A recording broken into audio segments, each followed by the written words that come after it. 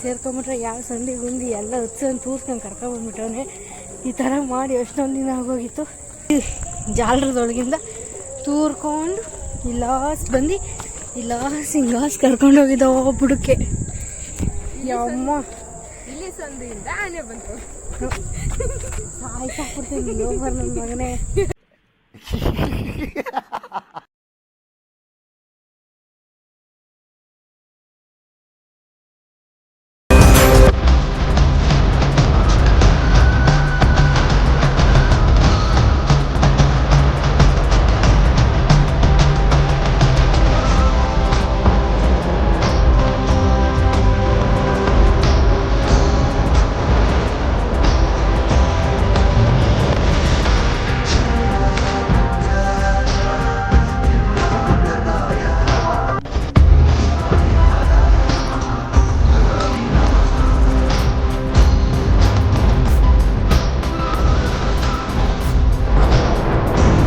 ನಮಸ್ಕಾರ ಕರ್ನಾಟಕ, ಮತ್ತೊಂದು ಹೊಸ ಬ್ಲಾಗ್ಗೆ ಸ್ವಾಗತ ಸುಸ್ವಾಗತ.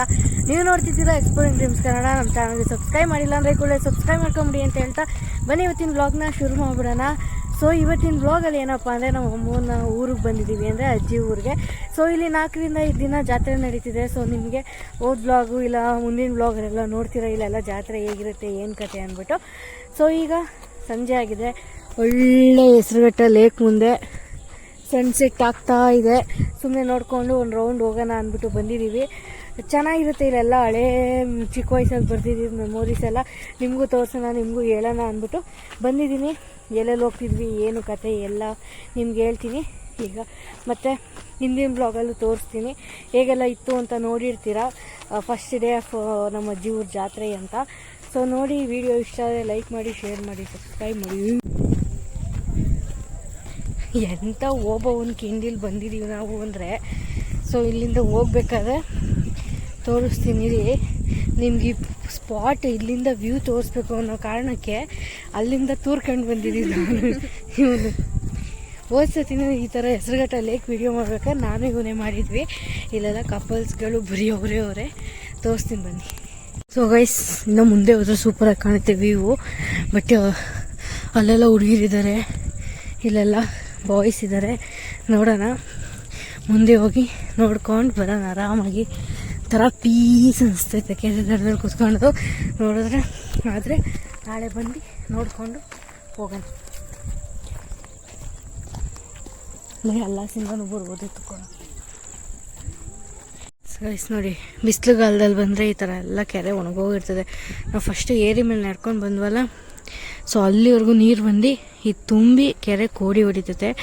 ಈಗೊಂದು 60 ಅಡಿ ನೀರಿರ್ಬೋದು, ಬಟ್ ಗೊತ್ತಾಗಲ್ಲ ಅಷ್ಟೇ. ಮುಂದಕ್ಕೆ ಹೋಗ್ತಾ 60 ಅಡಿ ನೀರಿರ್ಬೋದು. ಸೊ ಗೈಸ್, ಎಷ್ಟು ಚೆನ್ನಾಗಿದೆ ನೋಡಿ. ನಾನು ಹಿಂದೆ ಫುಲ್ಲು ಹಿಂಗೆ ಬಂದ್ಬಿಟ್ಟು ಹಿಂಗೆ ಕುತ್ಕೊಂಡ್ಬಿಟ್ಟು ಫುಲ್ಲು ಪೀಸಾಗಿ ಏನಾದ್ರು ಯೋಚನೆ ಮಾಡ್ಕೊಂಡು ಕುತ್ಕೊಂಡ್ಬಿಟ್ರಂತೂ ಮೈಂಡೆಲ್ಲ ಫುಲ್ಲು ಫ್ರೀ ಅನಿಸ್ಬಿಡ್ತದೆ. ಏನಾದರೂ ಡಿಪ್ರೆಷನ್ನು ಆ ಥರ ಎಲ್ಲ ಮೈಂಡೆಲ್ಲ ಡಿಸ್ಟರ್ಬೆನ್ಸ್ ಇರುತ್ತಲ್ಲ, ಸೊ ಆ ಟೈಮಲ್ಲಿ ಬಂದು ಹಿಂಗೆ ಕುತ್ಕೊಂಡು ಪೀಸಾಗಿ ಆರಾಮಾಗಿ ಹೋಗ್ಬೋದು. ನಾನೊಂದು ಸ್ವಲ್ಪ ಹೊತ್ತು ನಿದ್ದೆ ಮಾಡಿಬಿಟ್ಟಿದ್ದೆ, ಇಲ್ಲ ಅಂದಿದ್ರೆ ಮುಂಚೆನೇ ಬಂದು ಚೆನ್ನಾಗಿರೋದು. ಬಟ್ ಈಗಲೂ ಚೆನ್ನಾಗಿದೆ, ತಣ್ಣಗೆ ಗಾಳಿ ಬೀಸ್ತಿದೆ, ಒಂಥರ ಚೆನ್ನಾಗಿದೆ.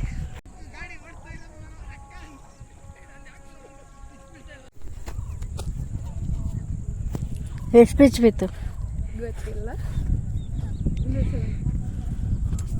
ಇವನೇನೋ ಹಿಂಗೆ ಮಣ್ಣಲ್ಲಿ ಹಿಂಗೆ ಎಸೆಯೋದು ಕೆರೆಗೆ ಅಂತ ಮಾಡ್ತಾನೆ. 1 2 ನಾನೇ ಎಸಿತೀನಿ ನೋಡಿ. ಸೀನು ಎಲ್ಲೆಲ್ಲೋ ಹೋಗ್ತೀವಿ, ಇಲ್ಲೇ ನಮ್ಮ ಬೆಂಗಳೂರೊಳಗೇ ಇಂಥ ಜಾಗ ಐತೆ ಅಂತ ಆಲ್ಮೋಸ್ಟ್ ನಮ್ಮ ಕಾಲೇಜ್ ಸುತ್ತಮುತ್ತ ಇರೋ ಹುಡುಗಿಗೆ ಆಲ್ಮೋಸ್ಟ್ ಗೊತ್ತಾಗ್ಬಿಟ್ಟೈತೆ ಹೆಸರುಘಟ್ಟ ಲೇಕು. ಬಿಕಾಸ್ ಅಲ್ಲೇ ನೋಡ್ರಿ, ನಂದು ತೋರಿಸ್ಬಾರ್ದು, ಅಲ್ಲಿ ಮನುಷ್ಯರು ಕಾಣ್ತಿರುತ್ತವೆಲ್ಲ ಕಪಲ್ಸ್ಗಳಿರೋದು, ಕುತ್ಕೊಂಡು ಚಿಲ್ಲಾಗಿ ಮುಂದಿನ ಜೀವನದ ಬಗ್ಗೆ ಮಾತಾಡ್ತವ್ರೆ ಅನ್ನೋ ಗೊತ್ತಿಲ್ಲ. ಇದನ್ನ ಮಗ ನಗ್ತಾವ ನಾನು ಹೇಳ್ತಿದ್ರೆ. ಸೊ ಒಂಥರ ಚೆನ್ನಾಗಿದೆ, ಒನ್ ಡೇ ಪಿಕ್ನಿಕ್ ಸ್ಪಾಟ್ ಥರ ಒಂಥರ ಗ್ರೀನರಿ ನೋಡಬೇಕು ಅಂದರೆ ನೀವು ಹೆಸರುಘಟ್ಟ ಸೈಡು ಬರ್ಬೋದು. ಬೆಂಗಳೂರೊಳಗೆ ಇರೋರಾಗಿದ್ದರೆ ಆರಾಮಾಗಿ ಬಂದು ಹೋಗ್ಬೋದು. ನಾವೀಗ ಒಂದು ಸ್ವಲ್ಪ ಹೊತ್ತು ಕೂತ್ಕೊಂಡು ಚಿಲ್ ಮಾಡ್ಕೊಂಡು ಹೋಗೋದಷ್ಟೇ. ಸೊ ಗೈಸ್, ಒಂದು ಒಳ್ಳೆ ಟೈಮು ಸ್ಪೆಂಡ್ ಮಾಡಿ ಒಂದು ಸ್ವಲ್ಪ ಹೊತ್ತು ಕೂತ್ಕೊಂಡು ಫೋಟೋಸು ವೀಡಿಯೋಸು ಎಲ್ಲ ಮುಗಿಸ್ಕೊಂಡು ಹೋಯ್ತಾ ಇದ್ದೀವಿ. ಈಗ ಫುಲ್ ಚೆನ್ನಾಗಿ ಚಿಲ್ಲಾಗಿತ್ತು ನೋಡೋಣ. ಇನ್ನೂ ಒಂದು 3 ದಿನ ಇರ್ತೀವಿ.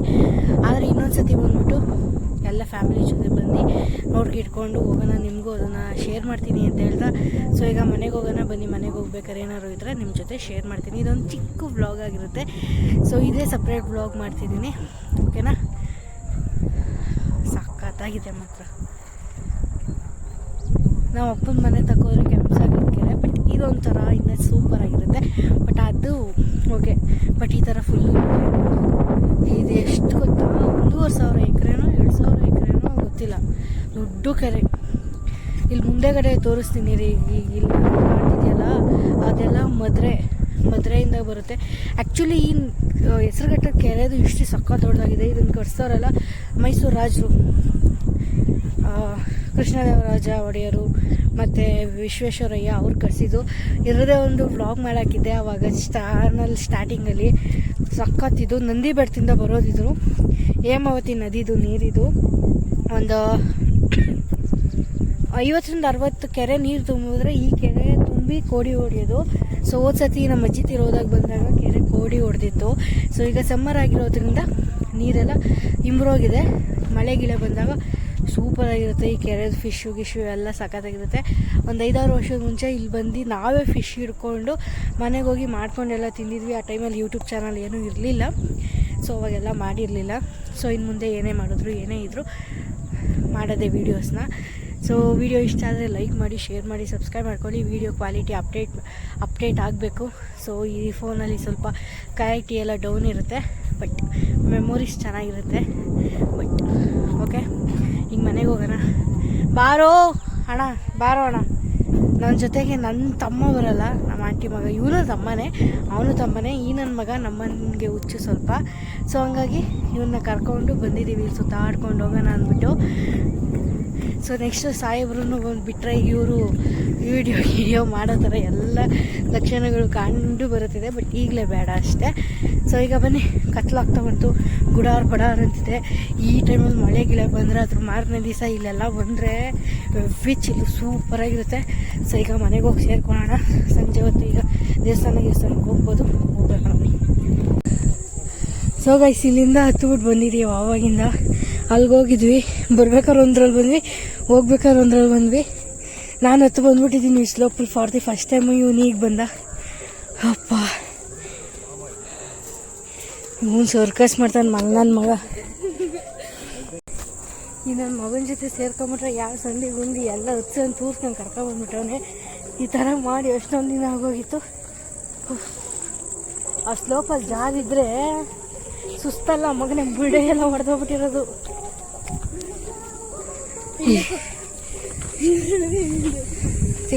ಸುಂಬಾರಲ್ಲಿ ನನ್ನ ಮಗನೇ, ಆಟ ಬಿಡ ನೀನು. ಹೆಂಗೈತೆ ನೋಡ್ರಿ, ಒಂದೇ ಮರ ಛತ್ರಿ ಇದ್ದಂಗೈತೆ. ಸೂಪರ್. ಸೊ ಗೈಸ್, ಈಗ ನಾನು ಹೋಗ್ಬೇಕಾದ್ರೆ ಹೆಂಗೆ ಹೋದ್ವಿ ಅಂತ ಅವಾಗಲೇ ಹೇಳಿದ್ನಲ್ಲ, ಈ ಜಾಲರದೊಳಗಿಂದ ತೂರ್ಕೊಂಡು ಬಂದು ಸಿಂಗಾಸ್ ಕರ್ಕೊಂಡು ಹೋಗಿದ್ದ ಬುಡಕ್ಕೆ. ಯಮ್ಮ, ಇಲ್ಲಿ ಸಂದಿಯಿಂದ ಆನೆ ಬಂತು. ಸಾಯ್ತಾಕ್ಬಿಡ್ತೀನಿ ನನ್ನ ಮಗನೇ.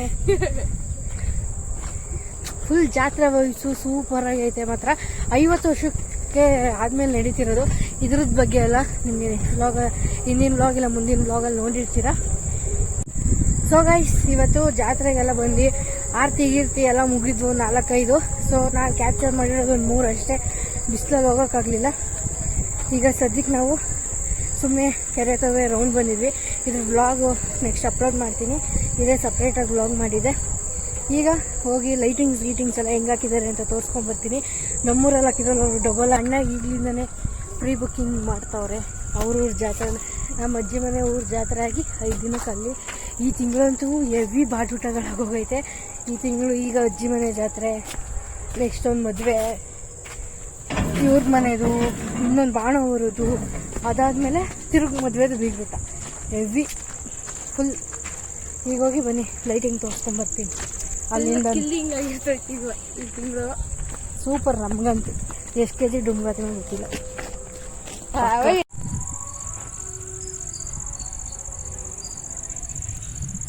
ಗಾಯ್ಸ್ ಇದು ಊರ ಕೊನೆ, ಯಾಕೆಂದರೆ ಈ ಕಡೆ ಕೆರೆ ಹತ್ರಕ್ಕೆ ಬಂದಿದ್ವಲ್ಲ, ಊರ ಕೊನೆಯಿಂದ ಸ್ಟ್ರೈಟ್ ಹೋಗ್ಬೇಕು ಹಿಂಗೆ. ಸೊ ಮೇಯ್ನ್ ಟಿ ಬಿ ಕ್ರಾಸಿಂದ ಹೆಂಗಿದೆ ಲೈಟಿಂಗ್ಸು ಅಂತ ತೋರಿಸ್ಕೊಂಬರ್ತೀನಿ ಬನ್ನಿ. ಈಗ ಗ್ರೌಂಡಲ್ಲಿ ನಾನು ಫಸ್ಟ್ ಗಾಡಿ ಓಡಿಸೋದು ಕಲ್ತಿದ್ದು, ಎಲ್ಲ ಮಾಡಿದ್ದು ಮನೆ ಹತ್ರ ಸುಮ್ಮನೆ ಓಡಿಸಿದ್ವಿ. ಬಟ್ ಆ ಗ್ರೌಂಡಲ್ಲೇ ನಮ್ಮ ಅಪ್ಪ ಕರ್ಕೊಬಂದ್ಬಿಟ್ಟು ಗಾಡಿ ಕಳಿಸ್ಕೊಟ್ಟಿದ್ರು. ಈಗ ಹೆಂಗೆ ಪ್ರೋ ಓಡಿಸ್ತೀವೋ ಅದಕ್ಕೆ ಕಾರಣ